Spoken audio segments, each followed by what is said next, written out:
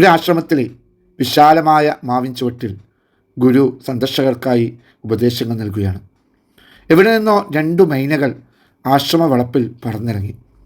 സദസ്സിലുണ്ടായിരുന്ന 2 ചെറിയ കുട്ടികൾ മൈനകളെ കണ്ടപ്പോൾ അവയുടെ പിന്നാലെ ചെന്നു.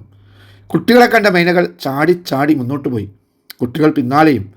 ആശ്രമ വളപ്പും കഴിഞ്ഞപ്പോൾ മൈനകൾ പറന്നു പൊങ്ങി. കുട്ടികൾ തിരിച്ചു പോന്നു. തിരികെ വന്ന കുട്ടികളോട് ഗുരു ചോദിച്ചു, മൈനകളുടെ കൂടെ പോയിട്ട് എന്തേ തിരിച്ചു വന്നത്? അപ്പോൾ കുട്ടികൾ പറഞ്ഞു, അവ പറന്നുപോയി ഗുരു. നിങ്ങൾക്കും അവയുടെ കൂടെ പറന്നുകൂടായിരുന്നോ? ഗുരുവിൻ്റെ ചോദ്യം. ഞങ്ങൾക്ക് പറക്കാൻ ചിറകില്ലല്ലോ, കുട്ടികൾ പറഞ്ഞു. അപ്പോൾ ഗുരു പറഞ്ഞു, പറക്കാൻ ചിറകില്ലെങ്കിലും മനസ്സുകൊണ്ട് പറക്കാമല്ലോ. ഗുരുവിൻ്റെ വാക്കുകൾ സദസ്സിനെ ചിന്തിപ്പിച്ചു. മനുഷ്യൻ്റെ സ്വപ്നങ്ങൾക്കും ഉയർച്ചകൾക്കും പരിധികൾ വെക്കാൻ പാടില്ലെന്ന് അവർ മനസ്സിലാക്കി.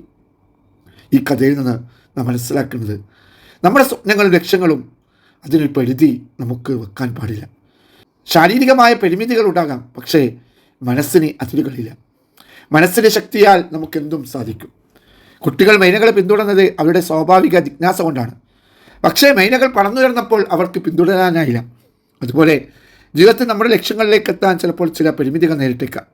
എന്നാൽ മനസ്സുകൊണ്ട് പറക്കുക എന്ന ഗുരുവിൻ്റെ ഉപദേശം നമ്മെ ഓർമ്മിപ്പിക്കുന്നത് മനസ്സിൻ്റെ ശക്തിയാൽ ഏത് പരിമിതികളെയും മറികടക്കാൻ കഴിയുമെന്നാണ്. ഈ കഥയിൽ നിന്ന് പഠിക്കാവുന്ന മറ്റൊരു കാര്യം, ജീവിതാനുഭവങ്ങളിൽ നിന്ന് പാഠങ്ങൾ ഉൾക്കൊള്ളുക എന്നതാണ്.